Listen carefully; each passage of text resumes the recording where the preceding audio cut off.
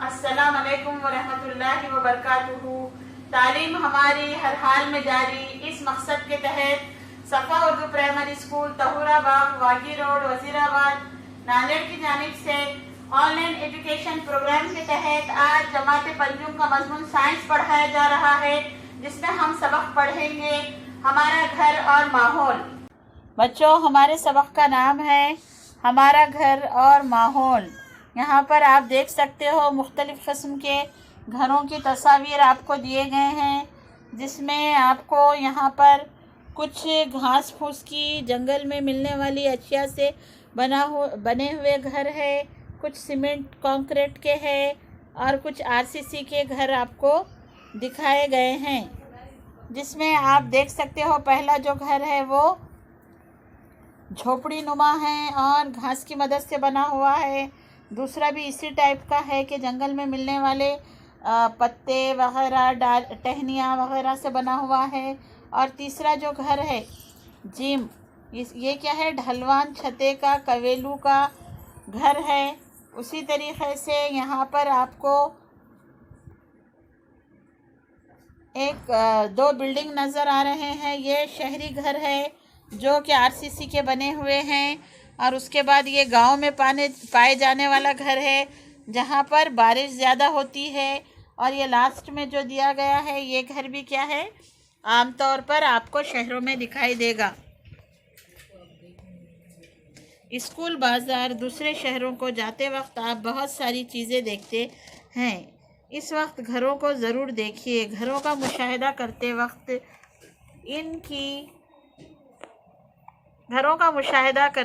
ان کی طرز تعمیر، شکل تعمیر کے لیے استعمال کی ہوئی اشیاء وغیرہ باتوں پر دھیان دیجیے۔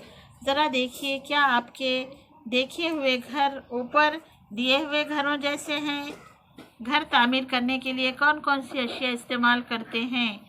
دوسرا پوائنٹ ہے آپ کے دیکھے ہوئے کوئی دو گھروں میں پایا جانے والا فرق لکھیے۔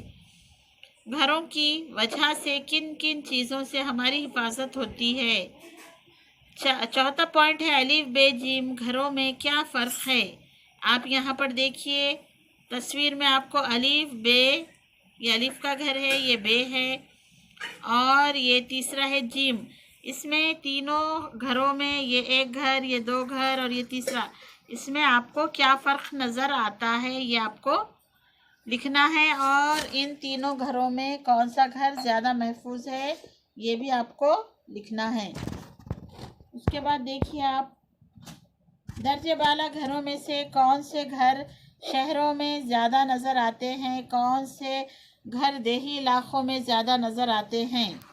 اس کے بعد آپ کو ایک سوال کیا گیا کہ ان تمام گھروں میں اس گھر میں یہ گھر اور یہ گھر، ان گھروں میں آپ کو شہروں میں زیادہ تر کون سے گھر نظر آتے ہیں اور کون سے گھر دیہی علاقوں میں زیادہ نظر آتے ہیں؟ دیہی علاقے یعنی کہ دیہات، گاؤں وغیرہ۔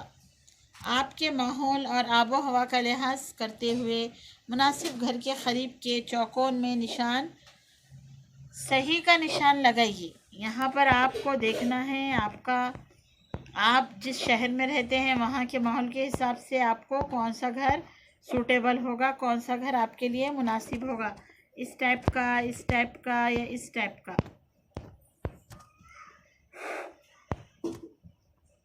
تصویروں میں ہم نے گھروں کی مختلف قسمیں دیکھی۔ نیچے دیے ہوئے امور کے لیے گھروں کا زیادہ تر استعمال ہوتا ہے۔ نمبر 1 رہنے کے لیے استعمال ہوتا ہے، نمبر 2 آرام کے لیے، نمبر 3 سردی دھوپ ہوا بارش سے حفاظت کے لیے، نمبر 4 جنگلی درندوں سے حفاظت کے لیے، نمبر 5 غیر سماجی عناصر سے حفاظت کے لیے۔ ان تمام باتوں کے لیے کیا ہوتا ہے؟ گھر کا استعمال ہوتا ہے۔ بچوں، آپ سمجھ ہی گئے ہوں گے کہ ہمارے لیے گھر کیوں ضروری ہے، کیونکہ گھر ہمارے رہنے کے کام آتا ہے، ہماری حفاظت کے کام آتا ہے۔ ہم جب تھک کے باہر سے گھر میں جاتے ہیں تب ہم گھر میں آرام کر سکتے ہیں۔ اسی طریقے سے گھر ہمیں سردی سے بچاتا ہے، دھوپ سے بچاتا ہے، ہوا بارش سے بچاتا ہے، طوفان سے بچاتا ہے۔ اسی طریقے سے جنگلی جانوروں سے بھی ہماری حفاظت کرتا ہے، اور ساتھ ہی ساتھ سماجی غیر سماجی عناصر جو ہے چور وغیرہ سے ہماری حفاظت ہوتی ہے. اس لیے گھر ہمارے لیے بہت بڑی نعمت ہے. بچوں آپ لوگوں کو کیا کرنا ہے کہ اس میں جو سوال دیا گیا ہے، ہم نے کیا سوال دیا آپ کو کہ ان بتائے ہوئے گھروں میں سے آپ کے لیے کون سا گھر مناسب ہے رہنے کے لیے، اس پر آپ کو نشان لگانا ہے. اور اس کے علاوہ کیا کرنے کا ہے آپ کو، ان گھروں کی تصاویر اپنی بیاض میں چسپاں کر کے اس کے آگے گھر دیہی ہے یا پھر شہری ہے اس بارے میں لکھنا ہے. آج کے لیے اتنا ہی کافی ہے. آگے کا سبق اگلے ویڈیو میں پڑھیں گے. تب تک کے لیے اس ویڈیو کو لائک کیجئے، شیئر کیجئے اور اپنے چینل کو سبسکرائب کیجئے. اللہ حافظ. بچوں ہمارا گھر اور ماحول اس سبق کے تحت آج ہم پڑھیں گے ماحول دوست گھروں کی کچھ خصوصیت. یہاں پر آپ کو ایک تصویر دکھائی دے رہی ہے. یہ کیا ہے؟ ماحول دوست گھر ہے. اس کا طرز تعمیر تھوڑا عام گھروں کی بنسبت الگ ہوتا ہے. اس کے بارے میں دیکھیے. اس کی کچھ خصوصیت اس طریقے سے ہے. نمبر 1، قدرتی وسائل کا کم سے کم استعمال. ماحول دوست گھر میں قدرتی وسائل کا کم سے کم استعمال ہوتا ہے.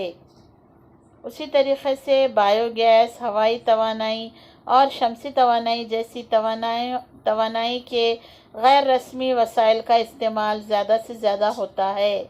ماحول دوست گھر میں جو غیر رسمی وسائل توانائی ہیں جیسے کہ بایو گیس، ہوائی توانائی اور شمسی توانائی کا زیادہ سے زیادہ استعمال ہوتا ہے. اور یہ جو غیر رسمی وسائل ہوتے ہیں یہ کبھی بھی ختم نہیں ہوں گے. ان کا ہمیں زیادہ سے زیادہ استعمال کرنا چاہیے. اور ماحول دوست گھر کی یہی خاصیت ہوتی ہے کہ اس میں غیر رسمی وسائل توانائی کے زیادہ سے زیادہ استعمال ہوتے ہیں. اسی طریقے سے قدرتی وسائل کا بھی کم سے کم استعمال ہوتا ہے اور پانی کا دوبارہ استعمال اس طریقے کا اس میں انتظام کیا ہوا ہوتا ہے. جیسے بارش کا پانی ہے وہ اسے زیادہ سے زیادہ ریسائیکل کر کے استعمال کیا جاتا ہے. اور جو بھی گھریلو سامان کے لیے، گھریلو کاموں کے لیے پانی کا یوز کیا ہوا ہے اسے پھر وہ پانی کو دوبارہ استعمال کیا جاتا ہے. پرانی اشیاء کا دوبارہ استعمال کیا جاتا ہے. اس میں کیا کیا جاتا ہے بچوں؟ جیسا بیکار جو اشیاء ہے اسے کارآمد شے کے طور پر استعمال کیا جاتا ہے. اور یہی ماحول دوست گھر کی خصوصیت ہے. مصنوعی وسائل اور مصنوعی رنگوں کا کم سے کم استعمال کیا جاتا ہے. اس میں مصنوعی وسائل یعنی کہ پلاسٹک وغیرہ کا اور مصنوعی رنگوں کا کم سے کم استعمال کیا جاتا ہے. گھر میں قدرتی روشنی اور ہوا کی آمد و رفت کی سہولت ہوتی ہے. ساتھ ہی ساتھ کیا ہوتا ہے؟ گھر میں قدرتی روشنی، سورج کی روشنی اور ہوا کی آمد و رفت کے لیے اس میں استعمال کیا جاتا ہے.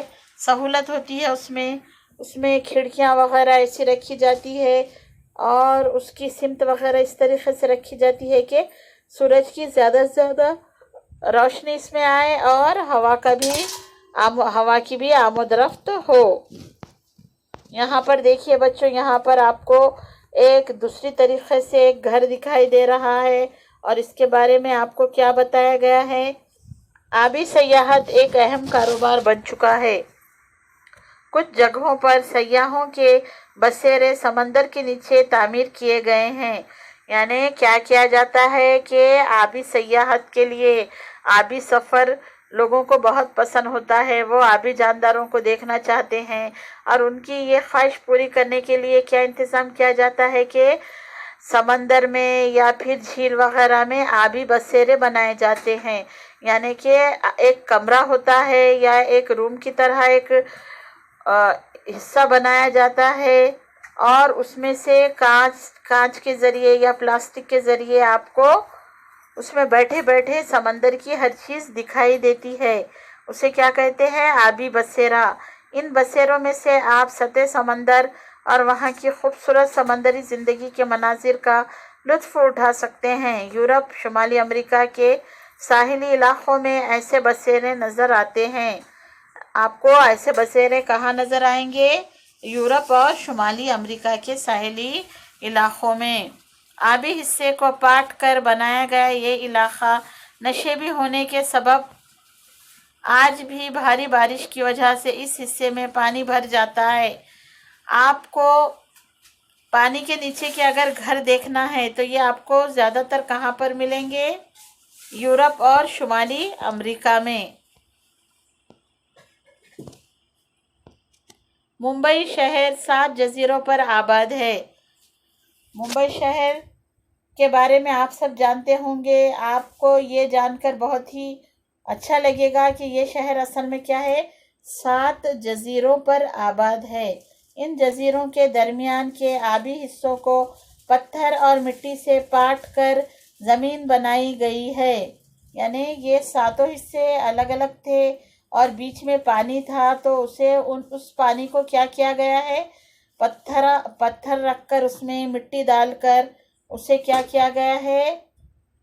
مٹی بنا دی گئی ہے۔ پھر اس پر آبادیاں، سڑکیں اور صنعتیں پھیلتی گئی۔ آبی حصے کو پاٹ کر بنایا گیا یہ علاقہ نشیبی ہونے کے سبب آج بھی بھاری بارش کی وجہ سے اس حصے میں پانی بھر جاتا ہے۔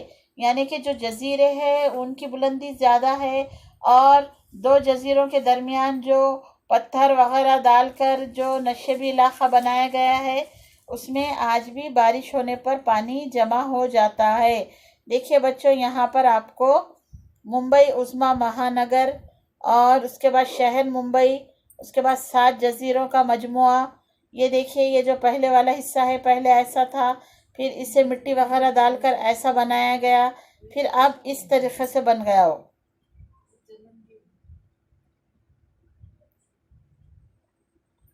بچوں، اس سبق میں ہم نے کیا کیا سیکھا؟